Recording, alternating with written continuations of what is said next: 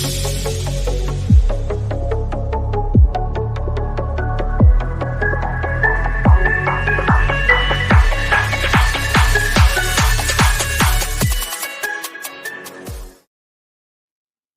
guys, welcome back to a brand new episode of 343.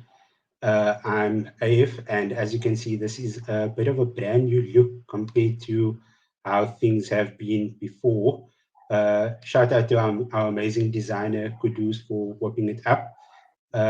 Before we get started, just a reminder that if you are joining us for the very first time, then please give us a follow on Twitter and Instagram at Sportycast, and give this video a like and a share as well. Hit that subscribe button below.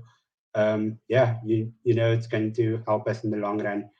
But yeah, welcome to our very special guest, Gasant Abarder. He is a well-known journalist and former editor here in South Africa, who is also a huge Manchester United fan. So welcome and glad to have you on the show. Thanks, and really cool imaging on your show. I'm enjoying it. It looks quite dynamic, and I look forward to the conversation, man. Thanks, man. Nice of Mubeen to finally join us as well. Hi, Gasant. How are you doing? How's it, Mubeen? Thanks, man. Good, thanks yourself. Good, thanks.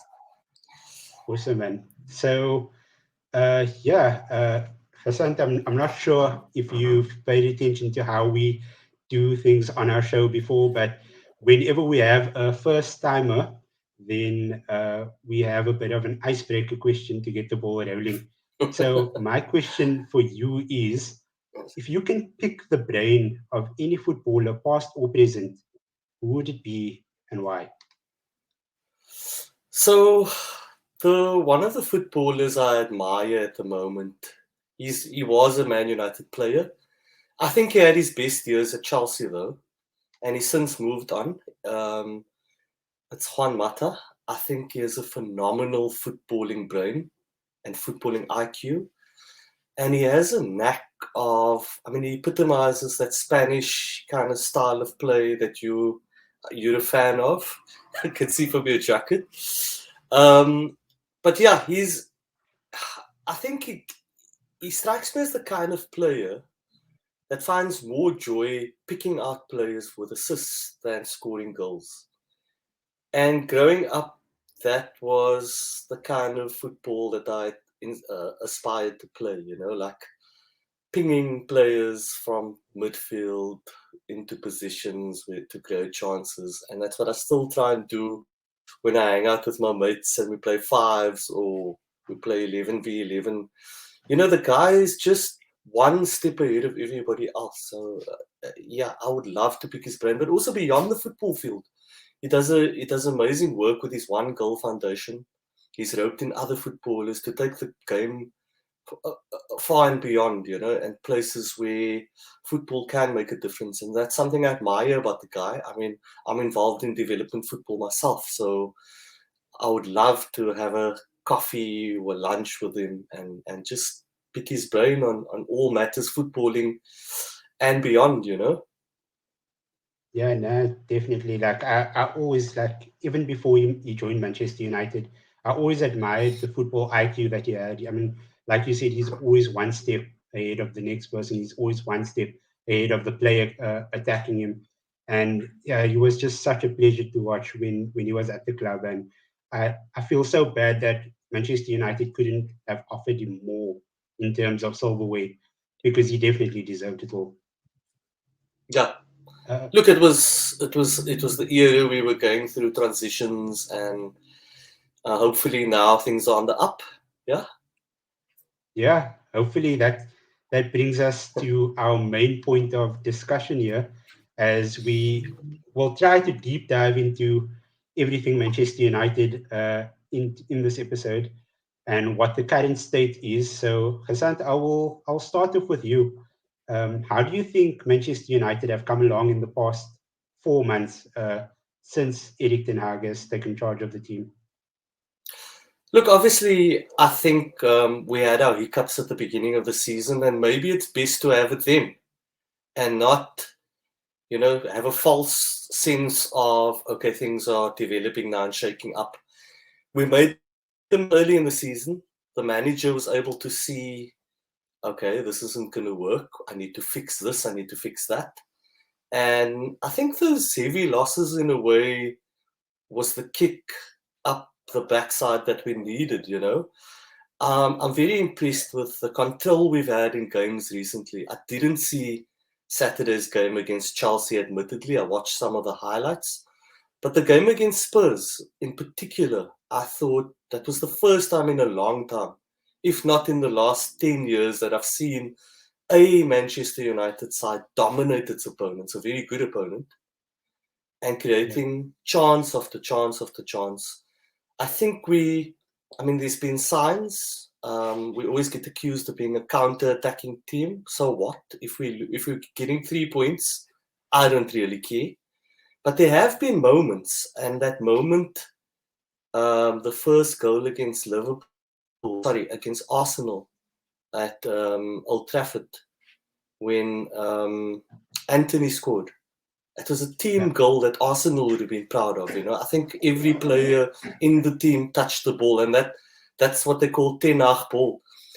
Also, he seems like a no-nonsense manager who's not going to take nonsense from anybody, and that's what we need. For too long, there's been players controlling what's going on in the club, and that has to come to an end. There's no favorites. You play for your spot in the side. And he's got a knack for, it's early doors, but he seems to have a knack for picking out players that's going to be part of this rebuild, Yeah. No, I fully agree. And just to go back to that game against Tottenham, people will say that we are counter-attacking side. That game, it was all about domination from the goalkeeper all the way up to the striker. Every single position dominated the player that they were supposed to be on for that entire game. And it was brilliant to see. I loved everybody's work ethic. The defenders look amazing. Our central defense pairing, Varane and Lisandro Martinez, are absolutely amazing at the moment. It's just so sad what happened to Varane over the past weekend. And that actually makes me a bit nervous because Harry Maguire's been back in training for the past couple of weeks. So I'm really hoping that Lindelof slots back in because he looked quite calm on the ball, and he looked very composed since he replaced Varane over the weekend. And I feel like he'll have a better understanding with Lisandro Martinez as well. Yeah. Look, I think players like Lisandro Martinez has had an immense impact as well. He's got that fighting spirit. He plays for the badge. He plays for his teammates. And he's cocky. And I like that. Yeah. Sometimes we've been a bit lame in our approach, in our mentality. And we've sat back and let other sides dominate us. Happy for them to have the ball and hitting them on the counter attack. I really think we've been unlucky in the games against Newcastle. From the highlights I saw against Chelsea, we could easily have won that game. I feel sorry for the side that's going to come up against us when everything clicks, I'm seeing a 9-0. I'm seeing Bruno's been... And Bruno's a player who gets... Bruno's a player who gets a lot of stick, and unfairly so, because he's the guy sweating buckets for the team, and he's a leader as well, and he seems to thrive on the response. He seems to be hitting straps again, and when that happens, it's going to be quite dangerous for opposition teams. But like I say, it's early days. There's a big bun fight at the top there, but we are in and amongst that top four, and we're looking like a team that can compete, and that's all the fans want, really. Yeah, no, I fully agree. Just going back to your comment about Bruno Fernandes, he has started the season off quite slow. Mubeen, do you have anything that you are thinking about how Bruno Fernandes has been compared to how he is now? What he can do better? Yeah, obviously he's still a shade off the Bruno Fernandes that we saw 2 seasons ago, even 3 seasons ago. We was arguably our best player over those 2 seasons. But like Gasant said, we are sort of seeing that sort of form and talent come back into the fold slowly, game by game, week by week. So it will be interesting to see, when once he hits his straps, that we know the quality that he has, what will actually happen. Like Hassan said, he feels sorry for the teams that are going to come up against us. But in saying that, I do still feel that, in that final third or when we get to the box, we are still flat. We're lacking options. There's no sort of killer touch or instinct in the box. And we dearly lacking an out and out number 9 goal poacher, someone who's going to hang in the box, that's going to leap for every cross that comes in. I think at this stage that is what we're lacking, and if we can find that piece of to the puzzle, then we are going to be serious contenders as the season progresses, or even next season, if Ten Hag sort of fits all the puzzles together, which he seems like he is getting right slowly. Yeah, look, at the end of the day, Marcus Rashford is not a number 9. He's at his best when he's hugging that left touch line and running in and attacking the fullbacks or the central defenders. That's where I think he is most dangerous. And at the moment, I'm not sure what's happening with Jadon Sancho. Like, he looks miles off his best. I don't know if it's a confidence issue or what. But I mean, even Rashford in front of goal, his composure isn't what it normally is. And I feel like that is because of all the pressure that comes with being a number 9. Whereas if he moved over to the left, that all gets taken care of. He gets to do what he loves doing best. He gets to run at defenders. He gets to use that pace, and it just makes for a more dangerous player at the end of the day.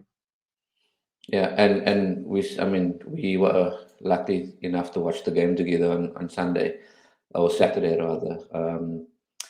And we saw a couple of times he did run or latch onto through balls on that left flank, and he just looked dangerous automatically, with his pace. So again, I think a number 9 is what we're lacking, and Rashford's got the quality. I think it's just a confidence booster that he needs. I think if he slots in another couple, then his confidence will be right up there. Yeah. Gasant, anything from you on Marcus Rashford? Yeah, no, he's been a lot better than last season. He's been pretty incisive. I think last season, I don't know if he was distracted by feeding kids or whatever it was, but his head didn't seem to be in the right frame, Also, his decision making was pretty poor, but he's been a lot better this season. He looks dangerous when he gets the ball on the attack. I agree with Mubeen. He's not a number 9. I think he will chip in with goals, but he's more of a creator of goals as well. He's an explosive player. In the off season, he worked on his strength, and I think that's starting to show. And I think the manager has a lot of faith in him. I would have loved to have a fit Anthony Martial. From the early season form he's been in, he's just been he's the Anthony Martial that we thought we bought, If you think about the goal Rashford scored against Liverpool, Anthony Martial poached the ball from Virgil van Dijk and assisted Rashford on that break. And that was the real quality of the goal. Sure, Rashford still had to stick it past Alisson, but it was a nifty work by Martial to burgle that ball. There's been a couple of assists and a few goals from him as well, and he's looked sharp when he's been fit. Unfortunately, the fitness has been an issue. So I agree with you. I want a dirty striker there who's going to score ugly goals like Ruud van Nistelrooy, Scruffy, poaching. I was going to score 30, 40 goals. He doesn't care. We call it Holland goals here on the Cape Flats. But that's what you want, He knows where the goals are. Just give him, cross the ball, he's going to score. That's what we want, And you're right, but that takes time, We're going to look at the January transfer window, and I'm sure Ten Hag has his eye on a few players. He seems a smart guy. He's not out of his depth.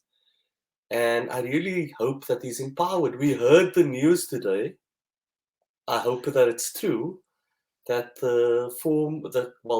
Liverpool director of football, Michael Edwards, is said Michael to have Edwards, been made quite an attractive offer to come to Manchester United. If that happens, that's a huge signal of intent for Manchester United, and I hope it does. I mean, he's quite an astute guy, and he's a large reason for the success of Liverpool's not so recent, but recent success, with him winning quite a few trophies here. Yeah, his eye for talent is great as well, and that's definitely something to look forward to. I really hope if it that happens, but we'll have to wait and see. But yeah, onto the main course. Let's talk Cristiano Ronaldo. Gasant, you look like you are itching to get your thoughts out. Yeah, no, you look, it's a difficult thing. I mean, the guy is a legend. Whichever team you support or club you support is no the guy's legendary status as a GOAT, if not the GOAT in football. However, he's getting on, the kind of press that Ten Hag and what's making this United team exciting. Can Ronaldo do the same? If you're looking for work rate, I don't think so. And I mean, even somebody as experienced as him has looked out of place at times. And I'm not even getting to the off-the-field stuff, because I think that's also had an impact, not only on the team, but on his own game, in a way, I feel like a player like him who's proven himself can be given the kind of license to ask questions of the manager.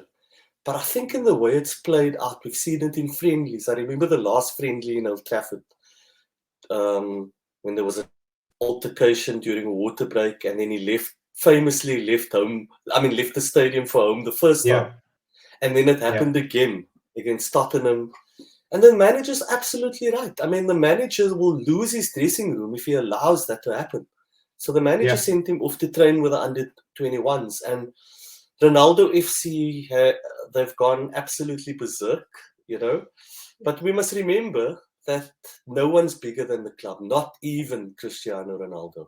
We've seen at other clubs like PSG how Mbappe has made or has helped to make quite a toxic environment for other players like Neymar and Messi, if the press is to be believed, But I think Ten Hag is not going to throw the player under the bus, obviously during public interviews, but he has to assert his authority. It's something that Fergie did well. David Beckham distracted by other things other than football. It was time for him to move on. Same thing with Roy Keane. There was a discipline issue.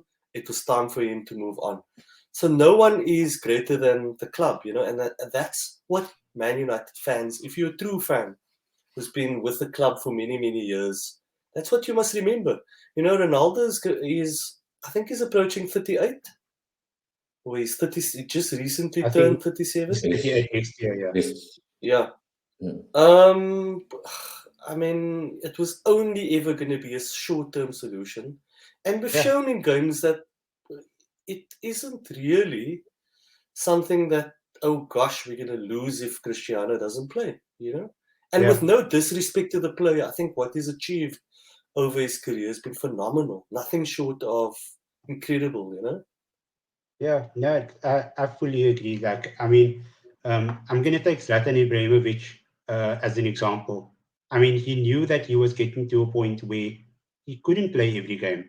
I mean, he went over to AC Milan and he plays about one in every 3 games. He's not even on the bench for some of them. But when he does play, he plays a full 90. But he's okay with that. I mean, he realizes he's gotten to a point where he knows that his body can't physically play every single game.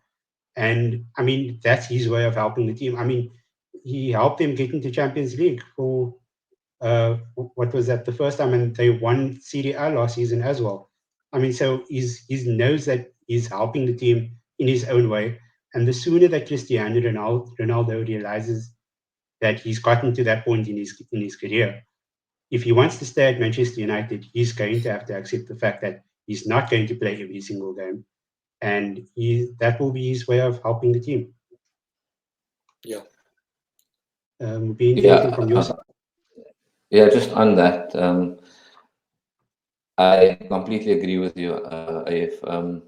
But I think it comes down to the talks that were had between him and Ten Hag, sort of pre-season. You know, what his role would be, how he would slot in. If those things were ironed out, which I mean, we obviously don't know the intricacies of it, but if they were ironed out the proper way, then I don't think you know, the club would be faced with these issues.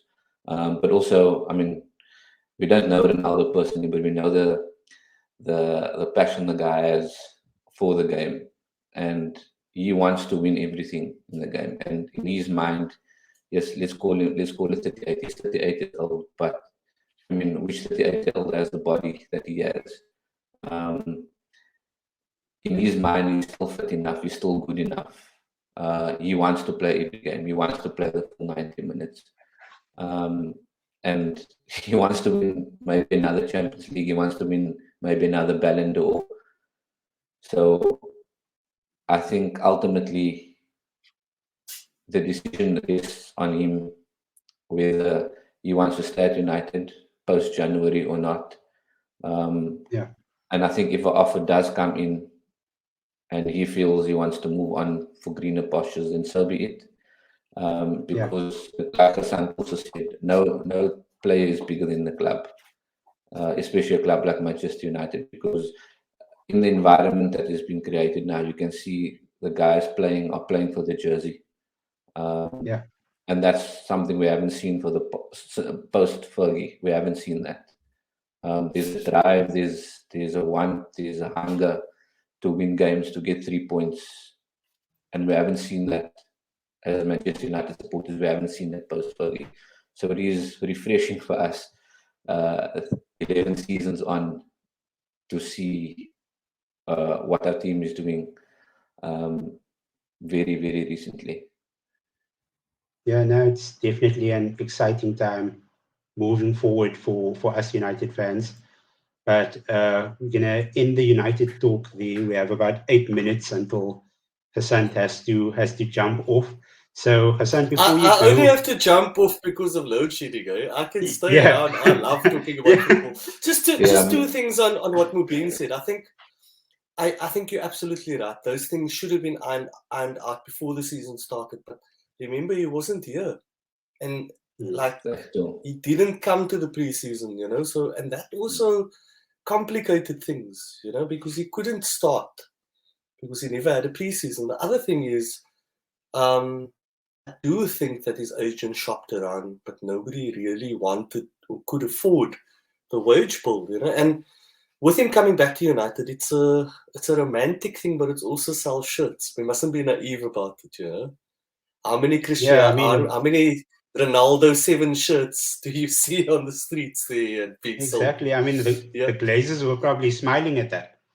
Yeah. A story for another day, the Glazers. But anyway, we don't have enough time. Before you go, I just want you to touch on the Shibobo initiative that you've been running with. I think the event was this past weekend, if I'm not mistaken. Can you just talk a bit about that? Yeah. So I usually have crazy ideas, and if it's good enough, the place where I work, which happens to be a university, the University of the Western Cape, they entertain it. And it really started off with trying to find a football club for my daughter for the last 5 years where only girls play against other girls. And this proved to be quite an impossible thing in Cape Town. I mean, there is no under-8 or under-10 junior girls leagues. We've looked everywhere. She's played with boys, against boys.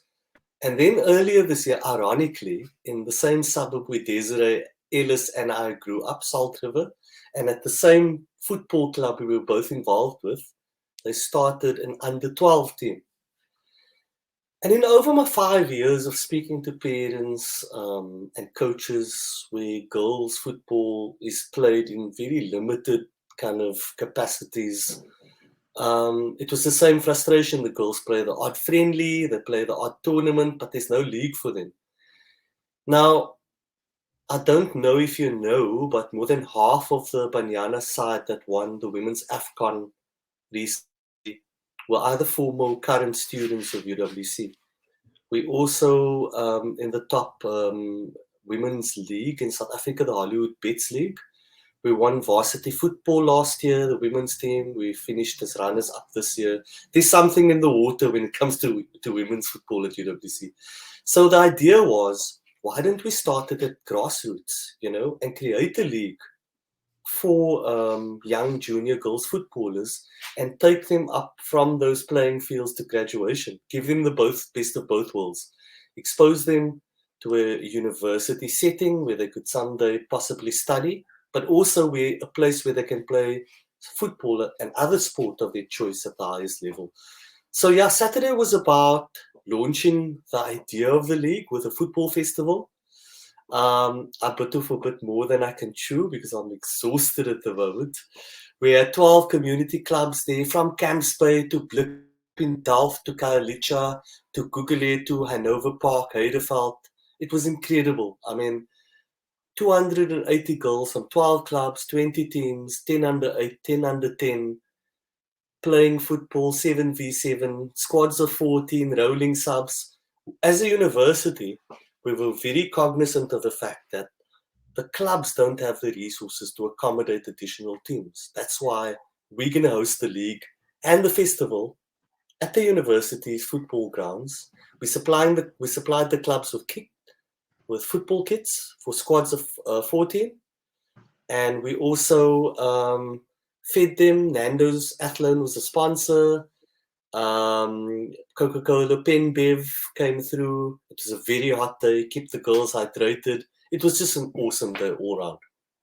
No, that sounds amazing, and I mean, let's hope it becomes a stepping stone for so many of these young girls, and we hope to see their careers like basically bloom and blossom from this initiative.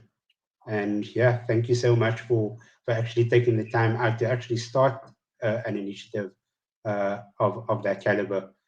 But yeah, I think that is all from us today.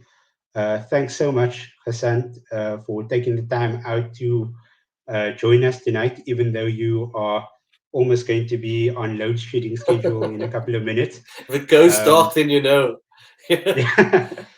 No, I really appreciate the time. I It's been a appreciate pleasure. Nice to meet you guys, AF and Mubeen. Same, yeah. Yeah.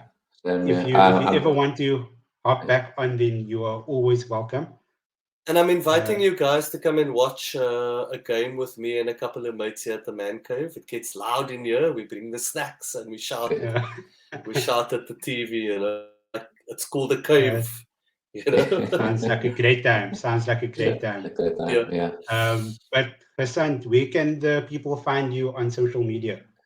Okay, so I'm on Instagram, but very limited. But I play most of my games, I suppose, on Twitter at Gasant Abarder. The spelling of my name is right there.